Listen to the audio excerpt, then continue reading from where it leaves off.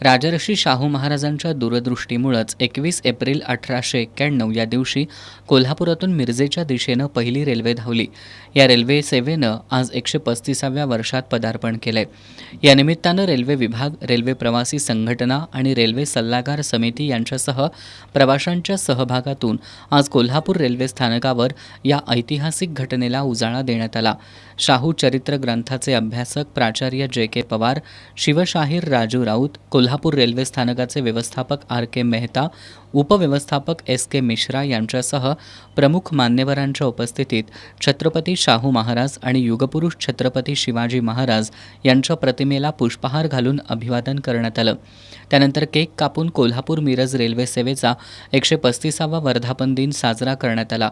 यावेळी बोलताना प्राचार्य जे.के. पवार यांनी राजर्षी शाहू महाराजांच्या कार्याचा आढावा घेतला.